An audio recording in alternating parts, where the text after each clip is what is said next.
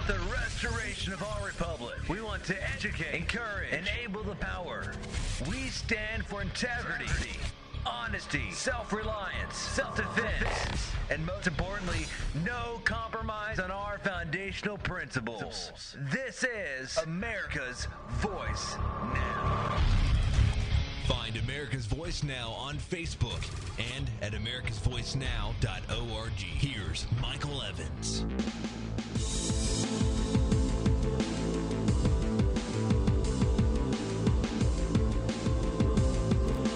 Good morning, America.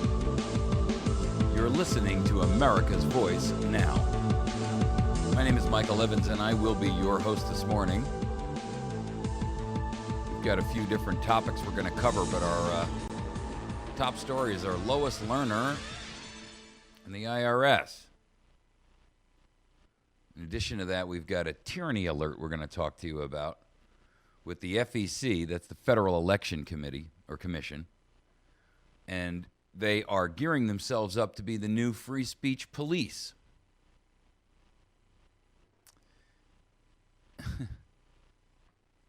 The tail end of our program is going to kind of address some of these things. Because one of the problems that we seem to consistently have across the state of our nation is government agencies and government organizations out of control. No one seems to follow the Constitution, and everything is a secret. So we're never actually told, and everything is under investigation and secret, and you can't hear about it, and it's national security. I mean, my goodness, ladies and gentlemen, if everything that they classify as national security was in fact national security, we'd be under a state of war, under a state of invasion. It's insane. So segments 3 and 4 should be very interesting. I've talked about these before, but I'm going to talk extensively about it this morning. And that is, we need a national ombudsman program. And so I'm going to outline for you exactly what that is. This is a citizen ombudsman program that is not answerable to Congress, that's not answerable to the administrative agency head or their executive staff. This person is not an IG. And the reason I say that is because the DHS's watchdog IG has just been charged with that he altered and delayed reports at the administration's request. And therefore, our fourth segment, quis custodiet ipsos custodes. What exactly does that mean? Well, that's Latin. And what it means is, who is watching the watchers? Well, I posit that the National Ombudsman Program will accomplish that task. And here's my suggestion. We don't ask. We demand. And we inject our people into every administrative agency. We're not requesting that this be accomplished. We're telling them we're the bosses, and we... let me clarify it for you this way. If you were an investor in a corporation, let's say you were the venture capitalist who decided that you're going to back and fund a corporation who has come out with this great new product, and you think that it's going to be a humdinger, and you are willing to invest X dollars into this business. You feel they've got a good business plan, they've got a good management team, they've got a great product, and all they need is the money to accomplish their goals. Put it into production. And after a couple of years of diligent watching, it becomes apparent to you that the people who are managing the business are all driving around in great new cars, and there seems to be an awful lot of backstabbing in the company, and the company is not really very well orchestrated. They haven't yet actually produced the product. There's mismanagement and malfeasance. You can see money disappearing that's unaccountable. Everyone points the finger at everyone else. You, as the primary investor would have in your agreement your right to step in and either replace management at your discretion or become an active, involved investor. And you wouldn't go to them and say, listen, I put up the $5 million for this thing. Is it okay with you guys if I sit in here on our executive meetings and I try to analyze what's gone wrong? Because at this point, you guys are talking about virtually being on the edge of bankruptcy, and I've got $5 million in this deal. You would go into a board meeting and you would say, I'm not asking you, I'm telling you, I'm going to put my people into the executive boardroom. I'm going to put my people into every executive decision that's made. I'm going to put my own marketing guy in here. I'm going to put my own production guy in here. I'm going to put my own logistics and distribution guy in here. I'm going to put my own guy in here in charge of sales. That's what I'm going to do.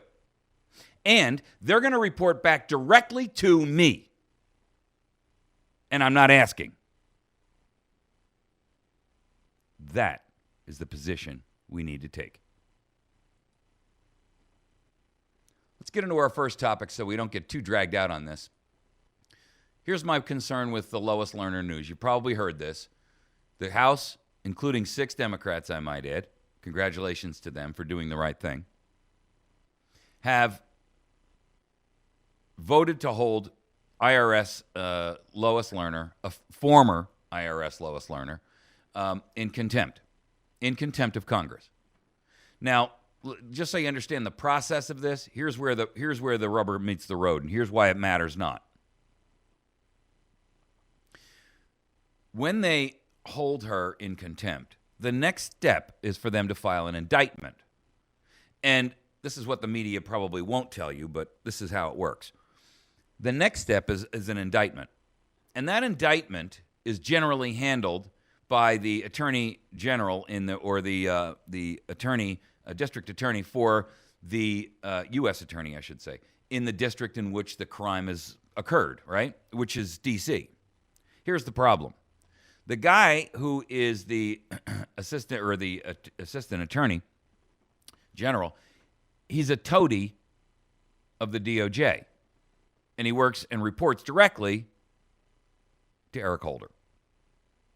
Now, for the record, we've seen his past performance, and that was when Eric Holder was found guilty or charged by Congress for criminal and civil contempt of Congress for failing to produce documentation related to Fast and Furious, which we still have not seen to this day. Now, under that indictment, that should give the attorney the opportunity, the U.S. attorney, the opportunity to take that individual and place them in incarceration until such time as they're either willing to talk and come forward and testify as they've been ordered, or in the case of Eric Holder, turn over the documentation. Now, he's already testified, but he hasn't given over the documentation. So his contempt is not for failing to testify. His contempt is for failing to produce that which he's been ordered to produce under a subpoena.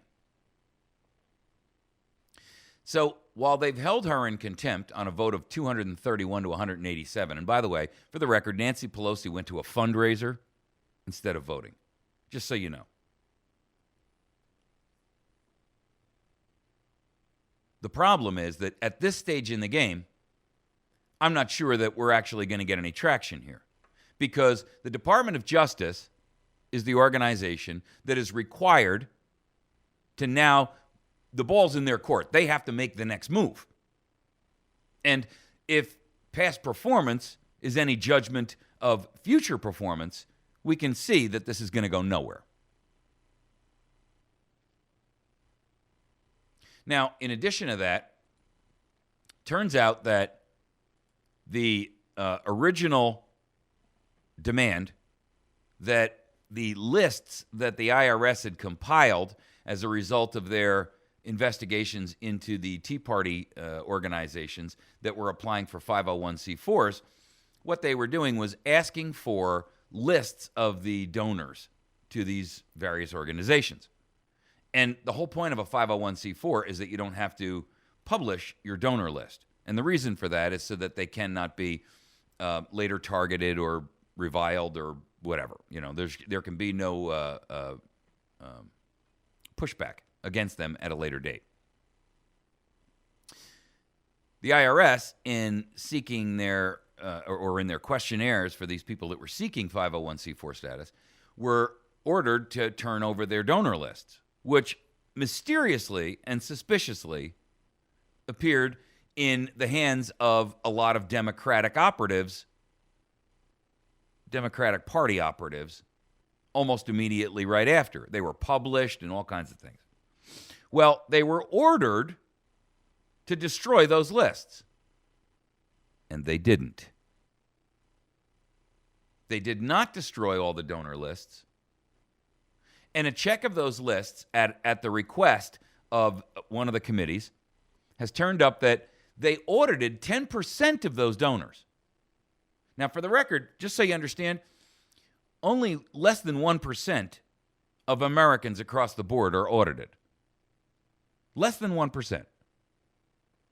So when you're talking about 10% being audited, we're not just, we're talking magnitudes of difference here.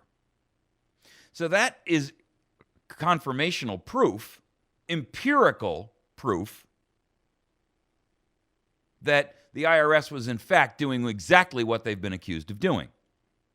Now, I've classified this as acting as a weapon of mass destruction, and they are. And anyone who would deny that at this point is either hopelessly bound to ideology. And by the way, y'all who listen to this program on a routine basis, you know that my statements to this in this regard would be the same if this was a Republican administration versus a Democratic one.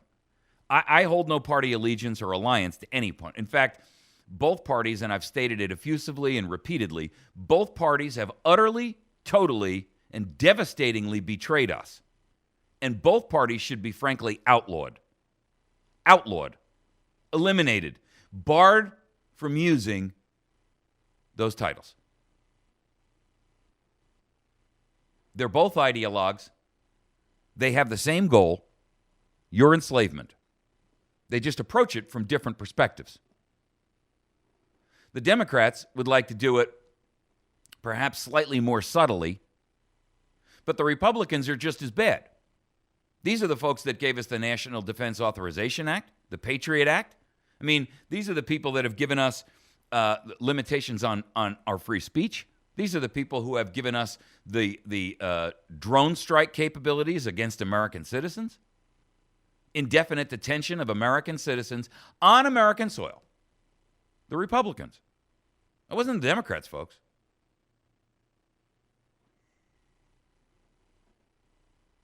See, the truth is that neither party represents us. And both of them should be outlawed. Party, period, should be outlawed. You run on the merits of who you are. You run on a platform that you stand for. End of argument. End of discussion. The party system, the duopoly party we've had in the party system we've had in the United States has lasted for 150 years. And look what it's given us. Is it valuable to us? Absolutely not. Does it provide any value to the American population? No. What it is a smokescreen to give people a feeling of belonging. It's the impression, the illusion, the delusion that you actually have some say in where your life is headed. The party elites of both parties have a stranglehold on the political game in the nation. And there's absolutely nothing that you as an individual can do to change that. If you don't disagree with the party, then you line right up along with all the other mindless, numbed individuals who just, vote on name recognition. If you do disagree with the party, you still don't have a choice. I mean, a monopoly is a monopoly. And a monopoly is no less a monopoly because there are two companies or two organizations that are sharing the marketplace, colluding in an antitrust format against you. I mean, look, would you say that if all cell phone business and all telephone business had to go through either AT&T or Verizon, and that no other company was allowed to provide phone services, that was a monopoly? Of course you would. Now, if you found out that the law said you can't have a monopoly, however, every loophole was created in the law to allow only Verizon and only AT&T to be in the phone business, whether landline or cell, you would say, well, it may not officially be a monopoly, but it's a de facto monopoly. Now, there is the illusion that you can be a libertarian. There is the illusion that you can be a candidate of the Green Party or a candidate of even the Socialist Party. But independent parties or the Constitution Party, independent parties traditionally in the United States earn no greater than about 2 or 3% of the vote. Ladies and gentlemen, collusion is collusion, and proof is the results.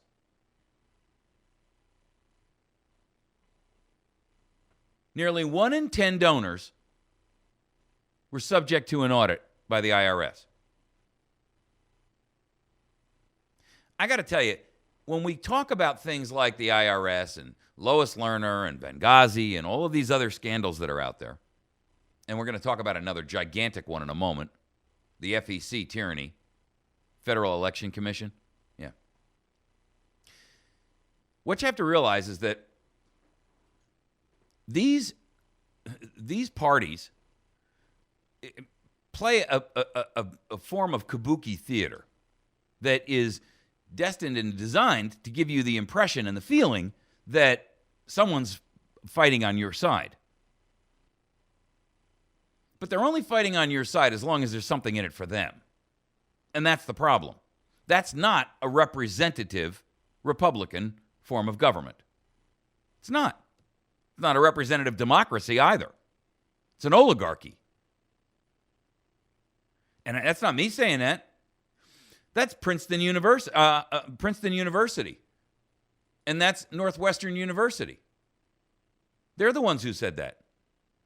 Don't believe me? Well, they came out with a report that they just released. Princeton and Northwestern have made a stated declaration that the United States government now more closely represents an oligarchy or a corporatocracy than a republic or a democracy. Researchers examined 2,000 policy changes in the United States between 1981 and 2002. And they compared the changes to the preferences of average Americans, wealthy citizens, and the special interests in the lobbying groups. You know what they found? They found that the evidence is very, very abundantly clear that the policies are instituted in such a way that you as an individual have virtually no say in what goes on. That the strong might makes right in this case.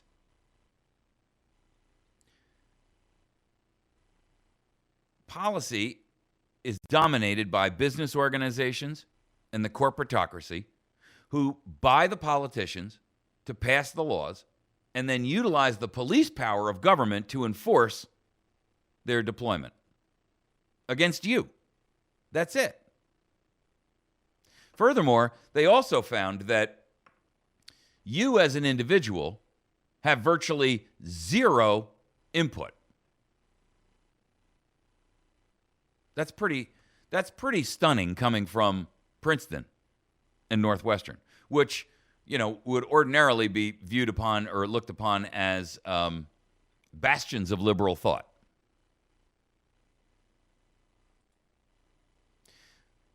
What we have is an oligarchy run amok, and the IRS and the EPA and the BLM and the Department of the Interior, all of these organizations are directly working to ensure one thing, and that is your silence, your acquiescence to enslavement, and they'll do whatever it takes to accomplish that goal.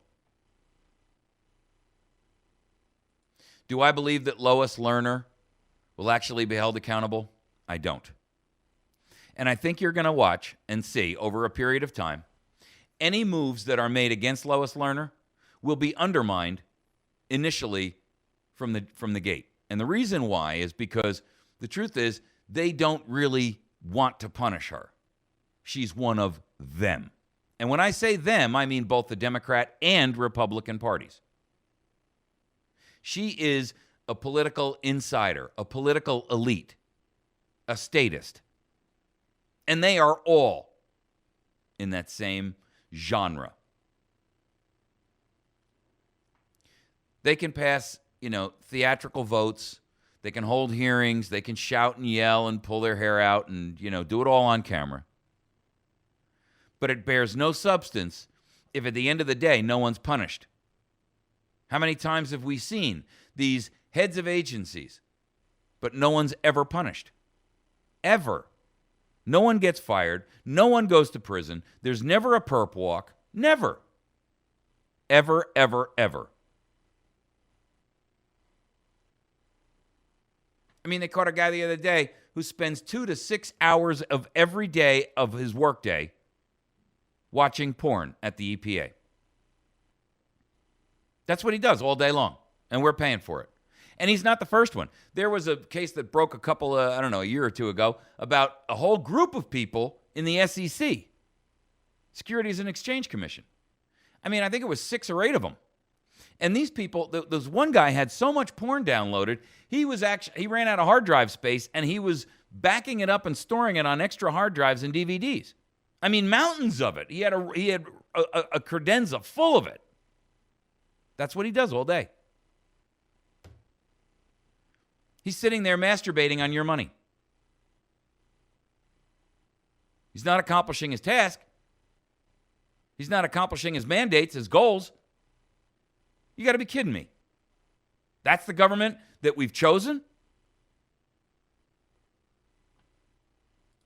Meanwhile, you're not allowed to speak out.